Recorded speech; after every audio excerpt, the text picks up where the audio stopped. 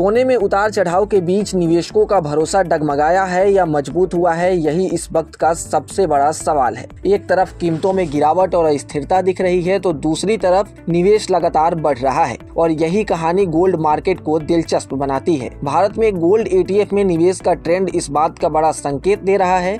अप्रैल में लगातार 11वें महीने इनफ्लो जारी रहा।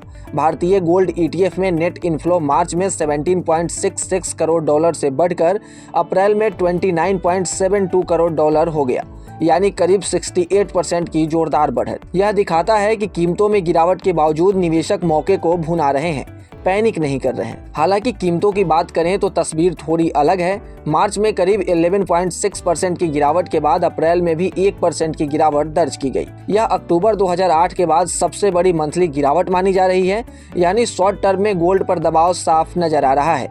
अब ग्लोबल ट्रेंड देखें तो कहानी और भी रोचक हो जाती है। मार्च में भारी निकासी के बाद अप्रैल में फिजिकली बैक्ड गोल्ड ETF में करीब 6.6 अरब डॉलर का निवेश आया।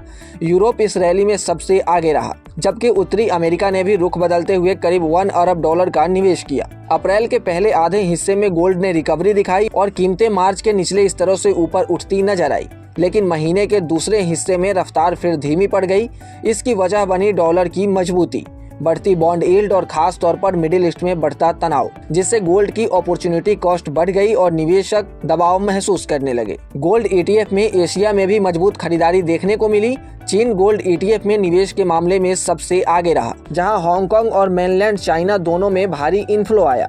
जापान में भी निवेश बढ़ा, जो यह दिखाता है कि एशियाई निवेशक अभी भी गोल्ड को सेफ एसेट मान रहे हैं। यूरोप की बात करें तो अप्रैल में 3.7 अरब डॉलर का बड़ा इनफ्लो देखने को मिला, जिससे साल की शुरुआत से चला आ रहा निगेटिव ट्रेंड अब पॉजिटिव में बदल गया। UK, स्विट्जरलैंड और जर्मनी जैसे देशों ने इसमें अहम भूमिका निभाई। कुल मिलाकर गोल्ड ETF में बढ़ते निवेश ने ग्लोबल एसेट अंडर मैनेजमेंट को 615 अरब डॉलर तक पहुंचा दिया है, जबकि कुल होल्डिंग्स 4137 टन हो गई है, जो रिकॉर्ड हाई के बेहद करीब है। तो निष्कर्ष क्या है? साफ है, भले ही कीमतों में गिरावट दिख रही हो, लेकिन निवेशकों का भरोसा अभी भी टूटा नहीं है। गोल्ड अभी भी अनिश्चितता के दौर में एक मजबूत सहारा बना हुआ है और यही वजह है कि हर गिरावट में खरीदारी देखने को मिल रही है। आपको क्या लगता है, गोल्ड में दबाव कब तक जारी रहेगा या फिर यह दबाव आगे भी एक ट्रेंड का रूप ले लेगा? कमेंट सेक्शन में जरूर बताएं और ऐसे ही तमाम अपडेट्स और शेयर मार्केट से जुड़ी तमाम जानकारी के लिए बने रहें गुड रिटर्न्स डिजिटल के साथ।